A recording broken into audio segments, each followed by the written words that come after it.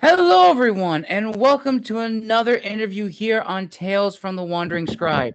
I am your host, Gabo Garcia, otherwise known as the Wandering Quill and the Wandering Scribe, and today we have another guest from Anacon, whom I'm very excited to show here on the channel.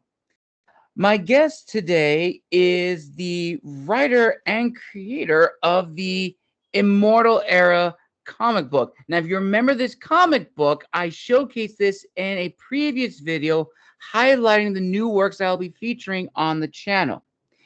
Immortal Era is a realization of a lifelong dream for my guest of Finish Line Comics. He's always wanted to publish his own works and hopes that eventually he'll be able to publish even more of his fellow indie authors at Finish Line Comics. Now, the story of Immortal has been bouncing around his head for the last 25 years. The book tells the story of a dystopian future without death for over 200 years. The population is divided into two living zones: the Megalopolis, where only a chosen few are allowed to live, and the brutal underground, where there are terrors lurking around every corner. A group of underground dwellers is on a mission to find answers and hopefully find a way to restore death to the world. So, without further ado, let's give a huge round of applause to Mr. Edward Davis. Edward, thank you so much for coming on the show today. Thank you for having me. Awesome, awesome. Now, before we dive into the Immortal Era, is there anything else you'd like to add about your background? Um, when I was in college, I had a creative writing background, so I was studying English literature and creative writing. So it's something it's kind of been in my DNA forever. I started writing my first short stories when I was about 6 years old, and kind of trying to build worlds and continuity with because I grew up living in the desert, so there wasn't much around us. It was the high Ah, desert area in California, and now there's population there, there's stores, but when I was a kid, I mean, it was just vast areas of nothingness. So you had to have an imagination to make any of that existence fun. So it was writing stories, telling stories to my friends. So it's something telling stories and writing stories has been something that's always been a passion of mine, and finally fulfilling it years later, because Immortal Era came out years after I had even started the story. It's something that was really exciting. nice. So let's just dive right into the Immortal Era. So, what was your aha moment growing up where you decided that telling stories was something you wanted to do? And when you went about writing the story of Immortal Era and getting the people to pen the characters and bring it to life, what was sort of the one thing you want to satisfy for future readers who would be interested in the Immortal Era? So the aha moment, just for writing in general, I have an aunt who was she would feed me all the books that I would read when I was a kid. So she would get me Stephen King and Dean Koontz and things like that. And when I wrote my first story, and she said, "Oh my gosh, this is so great. You have to continue writing stories." And she would actually just nudge me at random. She'd send me an email like, "I hope you're writing right now. You better be writing." And just kind of constant nudging. So in issue one, if you have a first print of that, the thank you goes to her. So I thank her. So the aha moment was just when someone said, "What you're writing is really good." And it's my aunt. She could have been humoring me, but it made me feel so good that I thought I have to do this. And then the fact that she just, when years would go by and I write very little, and except for, I'm working on a master's degree. So you're writing all kinds of things, but not creatively. She would just keep Right. nudging me like, "Hey, where's your writing? You haven't sent me anything. I want to read something." So having someone constantly working on you when you're just like, "You know what, I'm too busy. I'm writing a thesis right now. I don't have time for creative writing," and having someone say, "No, you got to keep up with this." That's kind of the aha moment. It's like, okay, this story deserves to be told. And with Immortal Era, that one, my first notes go all the way to 1998. So it's definitely one on and off. I would work little Mm. bits on it, constantly adding notes, but never quite taking it over, to the point where it was anything published. So taking those notes and finally working with them. And then the story itself, I just wanted to develop characters that people would care about, because I think one of the worst things you'd have is if you read a story and let's say a major character dies and you're flipping back like, who was that again? You have no investment in the Right. person. I want to make sure that if anything happens to my characters, it guts the readers because they become invested. They learn to love those characters and they don't want to see anything happen to them, instead of who was that again and flipping back and trying to figure out exactly who it was even. Definitely 100%. And I must say, looking at the artwork in the Immortal Era, it's very, very nice. I really appreciate it. Give you an idea, readers, like look at the artwork in Immortal Era. I mean, it's just it's so good. It reads very, very well. I haven't even finished reading it because I want to savor it. I want to spread it out as much as I can, but the story is just so good. So when you got sort of like the team to like bring it to life, um, what was sort of like your goal setting out? Did you want to make the story and see how it goes, or just want to make Immortal Era and continue with stories no matter what the feedback was? I mean, of course, when I started writing it, my goal was to tell the entire story. So in its entirety, it will be a 24 issue series. So I wanted to be able to tell that full story. Now, of course, if the feedback was horribly negative, that would have been a deterrent. You know, I can say, well, I'm going to tell this story no matter what. But if people were just absolutely hating it, it would make it really difficult to continue with the story, thinking, all right, I'm just doing this to please myself. But the fact that the reception has been good for Immortal Era made it easier to continue with the story. But yeah, when I brought the artist in, he developed the characters, designs, and everything, and kind of it looked like he was just living in my head because the characters look exactly like I was envisioning them. So with that, it's kind of we've already created a world, we've created settings, we've created characters, and now it's just let's continue telling this story. So I know doing it in an independent form, it's going to take longer than, you know, if I were publishing through one of the big, you know, Marvel, DC, Right. Image, something like that. But the fact that we can get 3 or 4 new issues out a year means that, okay, you're going to have to wait for the story, but it's not going to be infinite. There's an end in sight, and I'm hoping that by this time next year, we'll have our second volume out of trade. So there's, in the end, it'll be 4 volumes like you have right there. So that one is volume 1. When the whole story's done, there'll be 4 volumes and then some little side stories that go along with it. Interesting. And speaking of feedback, when you published the first issue with Cesar Oliveira, hopefully I'm pronouncing his name, and Vivian Spinelli, what was the initial feedback like from the very first issue? Was it mixed? Was it positive? Was it negative? And from those reactions and responses, did it validate your guys' overall goal with this series? The first issue, when I sent it in for review, the reviews were really overall very strong, where the people who were reviewing it said it's got good potential. I mean, obviously it's hard to judge an entire series based on one issue. Right. But the feedback that we got from different review sites and things like that was, first off, like you said, that the people loved the artwork. And that's something I can take no credit for besides, okay, I brought in a good team. And then the people seemed to like the writing. There were, of course, things that they said, this might have been a little better this way or that way. But overall, the reviews were positive, and that was definitely helpful, because if the reviews had just been scathing, it would have been hard to think, okay, let's reset, let's start everything over, because what did we do wrong? Where if Right. there's some constructive criticism in there, you can continue with that because you know you're telling a larger story. So there's always room for improvement. But if they just came out and said, this is garbage, that would have been hard to take. Definitely. And I 100% agree. Putting something out there, especially in the independent world, in like the world of like giant, in like Marvel, DC, Imagine Comics, also, it's intimidating for independent comics to really um put themselves out there and to show themselves, hey, here's the stories that we're writing, here's our artwork style. Because I think for the general consumer, that when they think of Marvel, they think of this kind of style with these kind of artists. DC and Imagined the very same thing.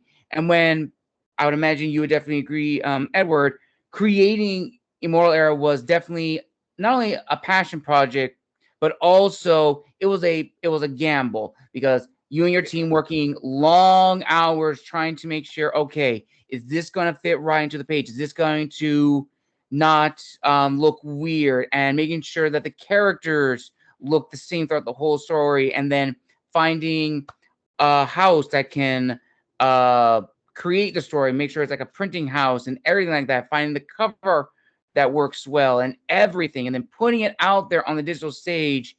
As I said, it is a gamble. And that voice of imposter syndrome, I imagine, affected you and your team and really made you guys reflect, is this really going to work? So let's actually talk about that. So when you guys put the first issue out, did you guys have thoughts of imposter syndrome? And if not, what disciplined you guys to continue writing and creating this series? Because you all agree that this series is something that needs to be told and shared with the rest of the comic world.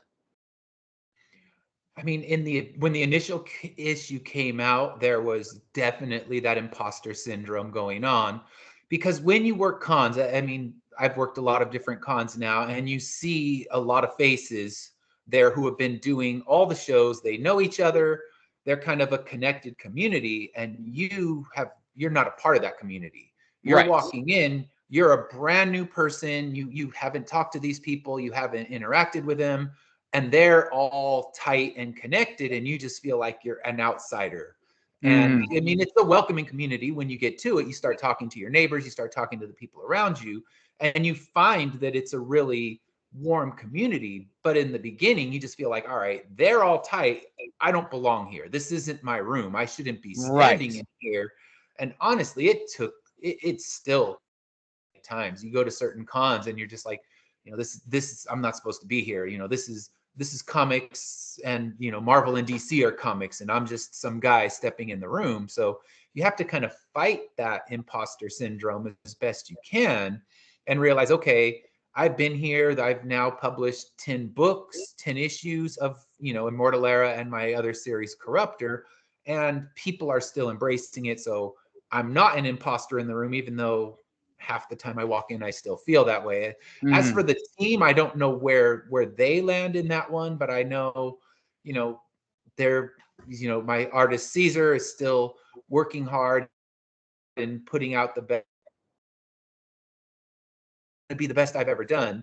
He's always looking to try to improve himself, just like I am. So I think he has that same thing, like, okay, I'm going to get better. This is going to be better. So right.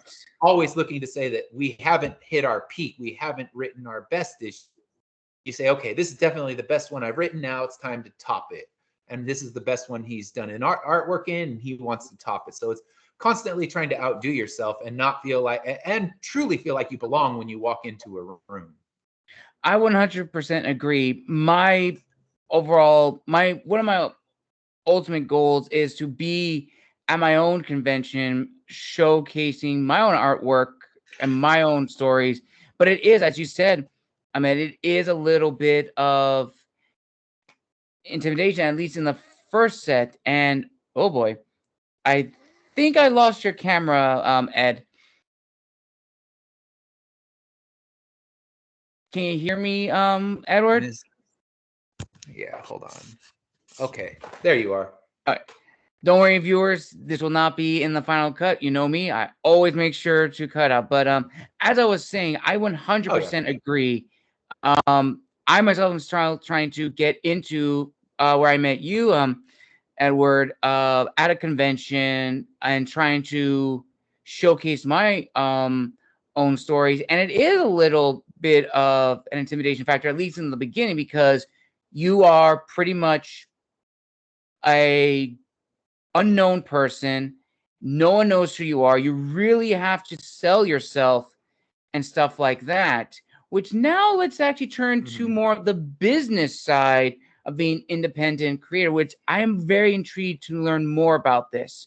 Now, looking on Immortal Era and finding information about it, I understand that's also part of Finish Line Comics. Now, is Finish Line Comics the comic group that you Yes. published with to promote Immortal Era, or is that something that you created yourself? It's something I created myself. So Finish Line Comics was I wanted some sort of an umbrella to publish under, and that was Finish Line Comics. So Finish Line Comics was created shortly before issue 1 was created. So I went in, made Finish Line, registered Finish Line Comics as a business so that I had a place that I could publish my book, and as you read in the bio, hopefully other works later on. Hmm, interesting. And so what was like the process of like creating Finish Line Comics as well as the name? Because I also know that when making a business, the name is very, very important to the brand. So how did the name Finish Line Comics come up? Was that like the name that you started out with, or was that like the last one, like a series of like potential names for your company? It came. I'm an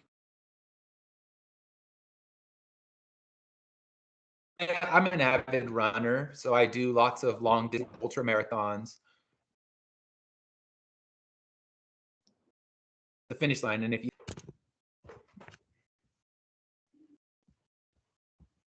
Can you hear me all right? Edward, you're breaking up again, unfortunately. yeah, I saw your picture cut out, so I think when mine cuts out, when yours cuts out, mine cuts out for you. So we kind of lose that connection. So did you get the answer, or do you want me to go through it I again? think I got a little bit. You were saying that you were always an avid runner, running marathons and triathlons, and I think that's where the connection really like kind of dropped. And I don't think I got the Okay, last part of it. I can go through it again. So I'm an avid runner. I do marathons, ultra marathons, and things like that. And the Finish Line Comics logo is a skeleton reaching for the finish line, not quite making it. And it kind of just, I thought, having a finish line incorporated in there, bringing my passion of running and passion of comic books and kind of merging them together was where Finish Line Comics came from. But there were a lot of names we couldn't from the company. Nice. And so when creating your company, Finish Line Comics, ultimately, when it comes to marketing, not only Immortal Era, but also future works down the road, it's also important to understand the audience of who you are writing for. Mhm. So let's actually talk about that. So, who is the audience that you're trying to market for people who are interested in Finish Line Comics? And more specifically, when you guys created the Immortal Era, did you guys have an understanding of who your audience was? Was it science fiction, dystopian, people who like particular style or storytelling in comics? Can you talk us through that process? So when I wrote it, I knew it wasn't a book for kids. So this isn't, your book that the 10-year-old is going to come in and purchase. So I knew I was writing it for adults, and I was also writing it for adults that are more fond of graphic novels. So it's not like all right, here's the villain of the month. The heroes will fight them, defeat them, and move on. It was someone who would be in for more long form storytelling. So I based a lot of what I'm doing on the books that I loved when I was in high school, and that would be the Vertigo titles. And these were all long form stories. So they were written in comic form, but when it was all said and done, they were telling one specific story with a beginning, middle, and an end. And when Mm, it was over, not okay. Spider-Man's been running for multiple years. It's reset, it's restarted, and they have to constantly reinvent themselves because it doesn't have an end. You can't just end Spider-Man. It's one of the best sellers that Marvel has. right. But Sandman and Preacher, those books had a definitive ending. The authors knew exactly where they wanted to take them, and when they were done, they were done. They weren't, maybe they'll write some side stories or prequels, things like that, but the core story is told, and when it's told, it's over. Not, okay, now it's told, we're going to reset, we're going to reboot.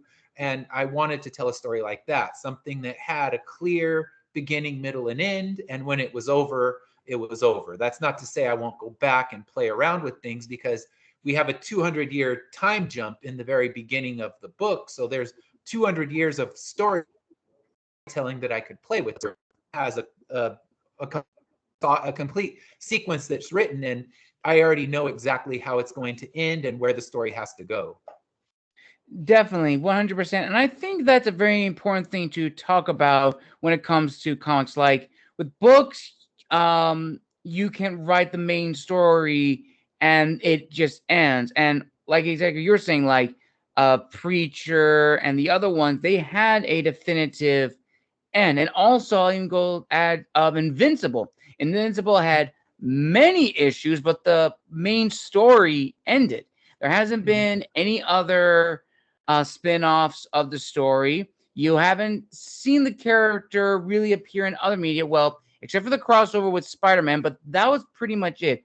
And I definitely think, and this is from my understanding, and I could be wrong, but it feels like when it comes to comics, like as you said, a lot of these characters get revamped, they get reintroduced for a new audience, for a new generation, and they're constantly telling the same story with a few add-ons here and there. Like in the most recent case, Ultimate Spider-Man, which a lot of fans agree is probably the best version of Spider-Man that fans of that character have seen in a very long time, who have been a little bit disappointed in how the character has been treated previously. But that's another discussion entirely. But it is only true to what you said, that you want to create a story that had a beginning, middle, and end. Doesn't mean you couldn't explore the side characters or a little bit more of the world, but the central story is going to end. And I always find that very, very fascinating.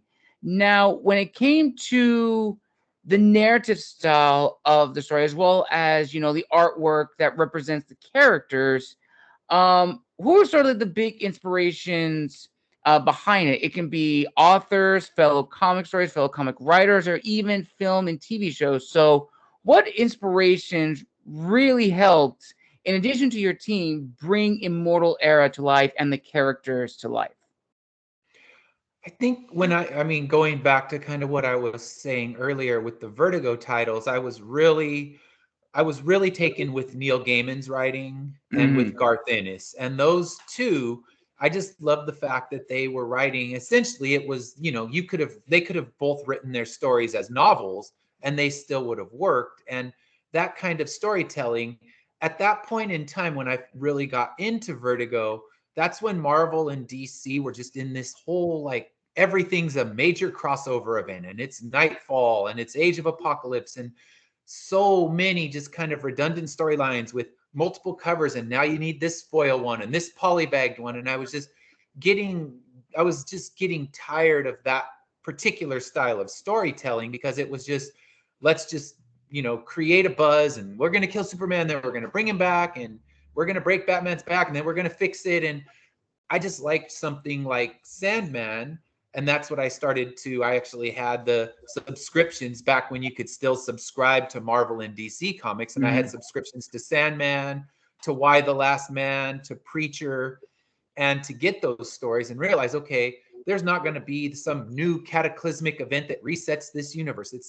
This universe, it exists, and it's telling a story that doesn't need gimmicks to sell it. And that's what I liked about those Vertigo stories, is they weren't gimmick driven. And everything in the 90s, especially with, the crossover events, all seemed that they were just gimmick driven, and they just wanted to get you in that, you better get this because this event is, this issue is going to change the Marvel universe. And I got tired of that particular type of storytelling. So that's what moved me toward Vertigo and Garth Ennis, Alan Moore, all of those writers who were telling these amazing stories that weren't getting the big, 20 issues that are spread out in the comic shop trying to sell you on the event. They were just trying to tell their story, and they weren't worried about the big splash about it.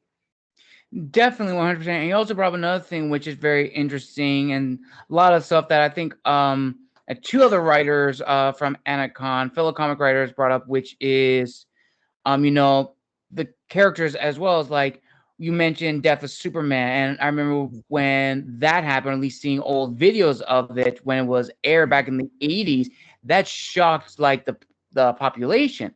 And that pushed DC to realize, okay, we're not going to have him stay dead for too long. We're going to bring him back. And that's kind of been like the common thing in modern comics. Character dies, new character takes the mantle, old character comes back, reclaims the mantle. It's like no one really stays dead in the comic world. They're always coming back. And I think we've just come to, like, expect that in most modern comics. But it's a nice change of pace in, like, the independent comic world, where you have, like, these great stories where, as you said, a character that we fall in love with dies at the very end. It's like, well, what the heck? Are they coming back? It's like, oh no, that's the end. Oh my gosh, there's no resurrection. There's no, like, magical spell. No, that character is dead. And that, I think, is really, really good, because it also kind of plays with almost like the reader's expectations. Like,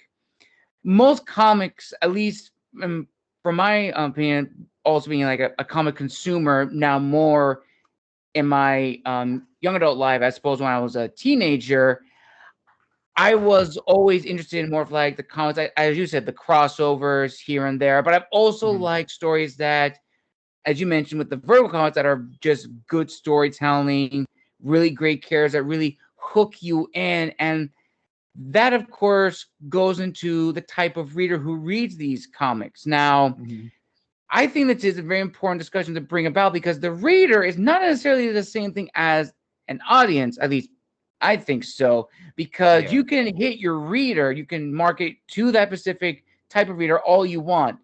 But in some cases, most people will find readers who are not specifically the target audience, but they give probably the best feedback, in the sense that they have never read anything like this. Case in point, for those who remember, I interviewed Erica Harrell and Desiree Proctor of Nuclear Power Fan-Based Comic, and they are marketing towards people who enjoyed Patriot the movie and X-Men comics. What they were not expecting were people who grew up at the height of the Cold War, and that was huge. That was an audience they had not expected whatsoever, but it was amazing. So for you, Edward, for you and your team, how has your readership changed from the first issue to now? I think you adapt. When I think of comic books, I think of, let's say teenager to, as old as you can imagine, men and boys that read them. And what I didn't realize is there's a market of young women and, women even up into my age category that love comics, and they're the ones I would sell to. Some girls that might have been, 17, 18, to the early 20s, and they were so passionate about the characters in the story, because my main protagonist is a woman character, and they identified with her, or they identified with one of the other women characters. And it's a market I never really thought of. And that's, selling to that kind of that young adult audience. But when you think about, the whole dystopian society, we see that in stories like the Hunger Games, and the Divergent series, and they're centered on a woman protagonist who's overcoming these odds. And that's an audience I never thought of as connected to my comic book. But when they come to the table, they generally, most people come, they'll buy a single issue, and they'll come back the next day, and they'll just be so excited about characters, and they'll find pieces of those characters that I didn't even see myself. So it's an audience that, when I started writing this comic book, I never imagined that that's going to be one of my important audiences. And it was after working different cons, realizing that's an audience that I need to unlock. It's just sometimes it's hard to get them to stop and even hear the pitch, because a lot of them don't think comic books are their thing. But if they read it, they realize, okay, maybe the superhero comics aren't their thing, but this is the same kind of comic out of the books that they love. So you always realize your audience isn't who you think it is, and you can always cater your pitch to work for the person in front of your table. Definitely. And that also comes with, over time, fine tuning the craft and really fine tuning the characters and story to really figure out, okay, who are really intrigued in this story, and then working around for them, because almost it's like writing a book, as you mentioned, Edward. We've seen, similar stories like this before, but what grabs the reader is a different take on it, because I remember this quote that an author gave me a long time ago, and I used to believe it, and which was, writers are liars, cheaters, and thieves. We steal everything, we cheat people out of time, and we make stuff up. And going back to the first one, we steal everything. The same story has been told numerous times. The same hero's journey with the same archetype characters has been told numerous times, but it's how we imagine those characters. That's what really grabs the reader. And that, I think, ties into a big thing, which is a really important discussion to talk about, which is the long-term goals. What were your long-term goals when you started on this journey? Did you want to be this, or did you want to be known as this? Because those are two very different goals with two very different mindsets. And the reason why I bring this up, which I'm sure you would definitely have some thoughts on this, Edward, people who you may have met who were also independent comic writers, wanting to put their foot out there, trying to do all these things. They want to be on par with Marvel, some like the writers of Marvel and DC, Imagine and Vertigo, trying to aspire to be that. And it is possible, but it has to do, going back, with like the long-term goals and the realization of those goals, which then goes to another question, which I think is a very important one. And I'll give context for this. An author on my show who I had a year ago named Natalie Wright gave me the best piece of advice. And that was, there is no guarantee that your debut anything is going to be the start of your legacy. That may not always apply to everybody. There's a 50-50 chance that you could do everything right, and from like the get-go, your series gets to award-winning status. You're able to live off the success and create more stories. On the off chance you rise, fall, rise again, and fall hard, and then the voice of imposter syndrome comes back with a vengeance, because now you're at a point in your life where you didn't necessarily hit your target audience nor reach the goals that you aspire to achieve. So in your opinion, Edward, how important is it for young writers and young independent comic creators to really understand that their debut anything is not going to be the start of their legacy, but it should not deter them from creating and writing and being storytellers if that is truly their passion? I mean, I think with that, people need to know that, okay, you're releasing a book. And when you release a book, no one cares. No one knows, no one cares. Your job is to make people care about it. But it's not like, okay, here, I published my first book. Look at that Brinks truck's backing up into my driveway, bringing the pile of money that I deserve. No, you're not going to get that. You're walking into a world where people don't know you. They don't know your story. They don't trust you, because independent comic books are notorious for doing a few issues and disappearing. So your audience initially doesn't even trust you. You have issue 1 out, people are like, all right, well, where's issue 2? When's it coming? I don't want to buy issue 1 and like it, and then you don't give me an issue 2. So what you need to do is if you're a new author, you need to battle through those first few years, because you're generally going to lose money. You're going to have to buy things like backdrops and stuff that you're going to use to promote your book at cons. And all of those, you're not just going to immediately get that money right back in your pocket. So you look at the beginning as you're going to lose money to start. And you can't let that be a discouraging thing. I mean, maybe you get lucky, you launch your book on Kickstarter and it just blows up in the first, the first issue that you ever put out, but the odds of that are so slim. So you need to look at it as, let's say you do crowdfunding. You set a modest goal and you know that, okay, this is just going to help recuperate some of the costs that I put into the book, but you need to know that nothing happens instantly. I mean, for the few lucky authors out there, or any, authors, actors, anyone that's in a creative field, some people blow up after one thing, but most people, it takes a long, grueling process to get there. Right. And writers need to realize it's going to be a grueling process. It's going to take a few years. It's going to take 3 or 4 issues before the readers even trust you enough to continue, because they know, okay, well, he's got me 4 issues out. There's no sign of stopping. So I know that 5 is going to be coming, and 6, and so on. And they know, okay, maybe it won't be monthly. You're not going to give them Marvel speed, but you're going to continue to release your story. And that starts to build the trust. And then you can do crowdfunding. You can go to the cons and you get regulars. I go to a con and someone goes, okay, what's new on the table? What don't I have yet? And they come out and they buy it. You put your Kickstarters up and you have people that buy every single issue because they know and trust that you're going to keep going. But in the beginning, there's no trust. It's just, blind faith for these people. So you need to realize it's not going to be easy to start. It's going to be a slog in the beginning. You're going to have to really battle through a few rough years. And my first issue came out in 2019. So the second year of my publication was during COVID.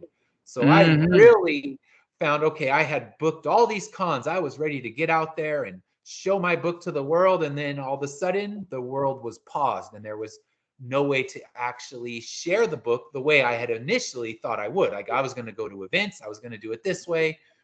So you have to be ready to rethink and pivot and reevaluate how you're going to do it. So mine moved to, how can I share this online? Since online is where the world was living at that time. Right. You have to be adaptable, because if you're rigid and you go, okay, I've written out a 12-step plan and it's going to work in this, and this way, and then everything changes about it, you don't just go, okay, well, my plan failed, I'm done now. No, rethink, restart, and, try to find a new way to do it. So that's what new creators need to know, is you have to be adaptable. If you're rigid, you're not going to succeed. 100%, especially even for adding on to that, for indie authors like I myself. I realize now, writing my 3rd book, it's a lot of, and you agree, it's a lot of out of pocket, because you're doing the marketing on your own. You're finding the cover artist on your own. You're finding the editor on your own. It's a lot of money out of your pocket. And then even when you have the book finished, you now got to do marketing on your own, which is probably the most strenuous and most difficult, because you have to figure out, okay, what social media platforms have the most traffic? Facebook, X, Instagram, all the other sites, LinkedIn also. And I've had to adapt to that as well, posting on Instagram, posting on LinkedIn, and making a YouTube channel to promote my work, where people can even be up to date with my new stories, as well as check out my old ones, because it is a grind and it is a very challenging one, but it's a very humbling one, because it is a struggle. It is a journey, because I think I've talked to a lot of authors on the show about this. Probably the biggest issue or the biggest danger is believing the early hype about your work and trying to join the trends and the tropes, either in the indie book world, in the comic world, whatever, and trying to join the success. That's not a good thing, because even if you create something, by the time you try to put it out there and join the trope or the clique that's happening, it's already gone. You're already behind. You have to think of the trope and the trends that are happening a few years from now. And one thing I've learned from people who I've interviewed on the show, especially for independent authors, the genre that probably has the longest continuous trend that will never die, at least not now, is romance fantasy, which is read Yeah. more times than any other genre. Science fiction, general fiction, whatever. And ultimately, maybe you have thoughts on this too, Edward, is looking back into your own self and realizing, okay, what kind of author do I want to be? Okay, if I want to just be an author that just writes and not really think of making a career off of this, that is one perspective. You're just creating, getting your name out there, not really interested in being known and famous, but you just want to create good stories, and that is fine. But then some people also want to be the ones, as we talked about, who want to get their name out there. They want to be on conventions. They want to be on like the panel list and everything. That takes time, and that's a grind. And sometimes we have to start off small. Ultimately, no matter what side you go to, you always have to make sure your stories follow what I like to call the 3 E's: to educate, to entertain, and enlighten. Because if you can nail those three, doesn't matter what road you go on, your story is probably going to get a good following. So I'm wondering, Ed, for you, if you had any comments on that, and also leading into the next few questions towards the end of this interview, who have been like your biggest supporters on the journey of yours? Like, have other comic creators reached out to you and given you advice, to even you and your team? Can you give us thoughts on that? I've definitely had help from other creators, and that's something I tell new creators as well, is don't be afraid to reach out. There's some creators that they're going to charge you if you want to get help from them, and that's fine. They offer a service, but there are plenty that have been doing it and they're happy to guide you along the way. So I've had good advice from creators. I've taught, you get advice. My colorist, Viviana Spinelli, she also worked with some of the smaller publishers. She worked in the Doctor Who comic. So she knew a lot, and she kind of saved our butts a lot in the beginning when we didn't know what we were doing. The pages were formatted wrong. She helped reformat them. Little things that we just didn't know. And yeah, you just need to realize that you don't know it all. And that's why I tell people, when I hear people say, oh, I'm my own editor, it's like, that's a bad call, because all the writers love their own words. So you're not going to want to cut your words. You need someone who can objectively look at your work and say, okay, this works, this doesn't, and not just be a nodding yes man. And if it's yourself, everyone's their own worst yes man. Like, oh no, this is great. This joke hits hard, and then the rest of your audience is going to look at it and be like, that just completely missed. So that's where you need the editor, and you need to reach out to others, because there's a huge community of indie comic creators out there. And like you were talking about some of the social media platforms, you go on to Facebook, there's countless groups that are just indie authors kind of getting advice, giving advice, helping each other along the way. And it's always good to hear what others have to say, even if it feels hard at the time, because you thought you had something right and realized you didn't. The people, I mean, there's always the negative, and you don't want to just live with those. But in general, the people are out there trying to help you and trying to make sure you have the best possible product. Right.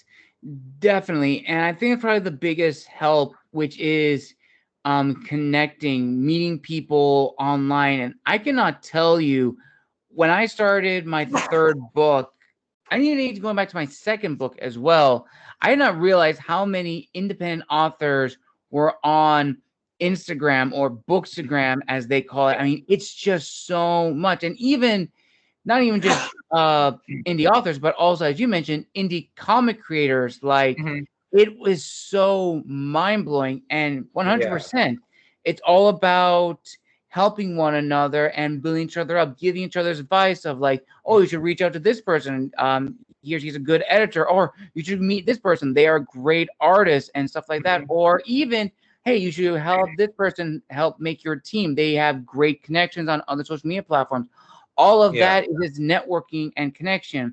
And I think why a lot of people really don't take those into consideration, because maybe you may have some thoughts on this, Edward, is that a lot of independent creators may have this notion that everyone's in competition with one another. That may Yeah. be true in some regards, but ultimately we're in the same boat as everyone else. Yeah. And we're all trying to help one another.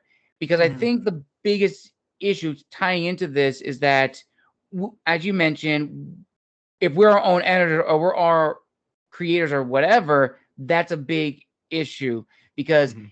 doesn't matter if you can tell the best story, doesn't matter if you know anything better than anyone else. Yes, you know your story better than anyone else, as you should, but Yeah. to think that you're going to do it better than someone else, not necessarily, because everyone's going through the Yeah. same grind, everyone's going through the same hurdles. It's not easy. As one author said on the channel, grit trumps talent, but evidently grit transforms into talent. Yeah. And that is a very important thing to consider.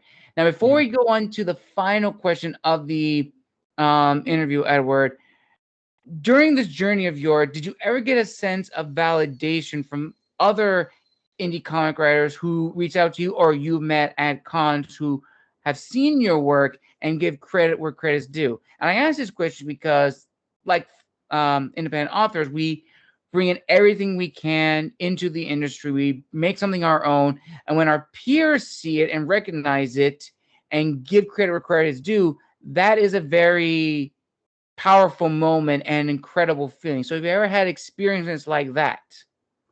I have. I mean, usually when you do cons, you'll trade books with your neighbors, and when your neighbor comes back and goes, "Oh my gosh, that's an amazing book. That was really, I liked what I read," and you're kind of talking each other's books, it feels good. And then when I've had neighbors say, "Okay, yeah, I like your energy at the table. You're inspiring me to get up and try to engage and pitch people," because I never sit at a con unless I do that, 20-second wolf down of food, but I'm always standing and engaging. And I've had neighbors comment that, okay, I your energy is inspiring me. So that feels good, because yeah, when I first started cons, I talked too long, I pitched too long, and it got people bored. So it came with work. And when you see people trying to do the same thing, it's nice. And when you can just sit, you can exchange books and just feel that excitement that, yeah, this may be my next door neighbor, but we both love this book, and we can see that our love of comics and love of storytelling, just it's a shared thing. So it always feels good. Definitely. And those pitches with potential people is very incredible. I mean, after all, I remember when I came to your booth at Anacon and just you told me about the Immortal Era, I was hooked. And the cover itself really drew me in. And the artwork that team created with this, it was just so mind-blowing. It was so good, and I really really love this, and I cannot wait to finish this and post my review. Mhm. So now we reach the final end of this interview, Edward. So here is the final question: everything you have learned and still learning about being an independent comic writer, but also owning your own business, having your own team, what is your word of wisdom to future independent comic writers who really want to get a head start in this journey, or even people who are independent writers? What is your advice to them? I think the thing that you need to know is that when you have success, you need to celebrate it. And when you have failures, you need to learn from them. Because a lot of people, when you get that first negative review, it will just tear you down and you think, I'm not worthy of this. But you need to know even the best authors have been reviewed poorly. And take the pieces of that that are worth your while, not just, mean snark, and learn from them, make yourself better, and that you can always improve. And then just like I was saying earlier, don't be afraid to reach out to others. I get lots of people who come to my table and they want advice on what to do, how to actually get to the point where you're publishing your own book, and talk to others. Don't think that you're in this alone, because there's lots of people that have been in your shoes and are happy to help you, help guide you along the way. Perfectly said, Edward. Perfectly said.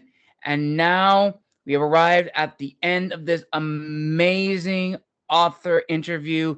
Thank you all for joining us for another show here on the channel, my viewers and listeners. And thank you to Edward for coming on the show and telling us all about Finish Line Comics and the Immortal Era, which, as I said in the beginning, be on lookout for when my review of this drops, because I will link where to buy it in the description of this video. And speaking of which, where can people find and engage with you, Edward, to stay up to date with news of the Immortal Era and other prospective works that may be coming out in the future?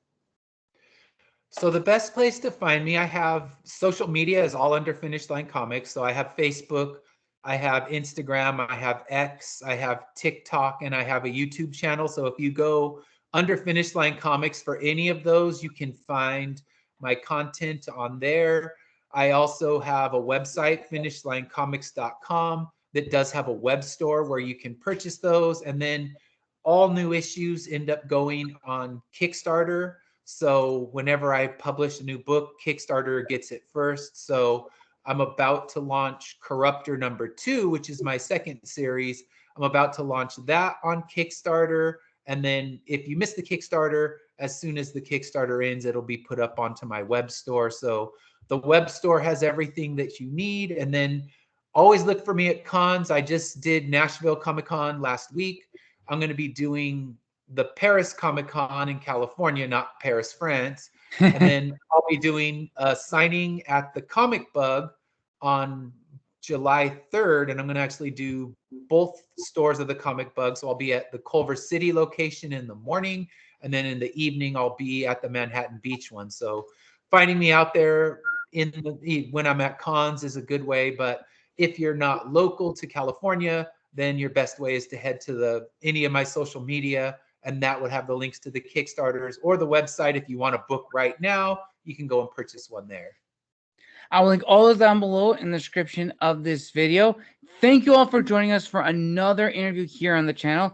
A huge thank you to Edward for coming on the show and telling us about his journey as an independent creator, Immortal Era, and the plans he has going forward. Edward, thank you so much for coming on the show. It was incredible time to have you here, and I look forward to having you again, hopefully in the future, to promote another work of yours from Finish Line Comics. Sounds great. Thank you for having me. You're welcome, Edward. And thank you all listeners for joining us for another interview here today. Make sure to like and subscribe and comment down below what was your favorite part of the interview. And until next time, this has been the Wandering Scribe and the Wandering Quill, signing out and wishing you all a wonderful day.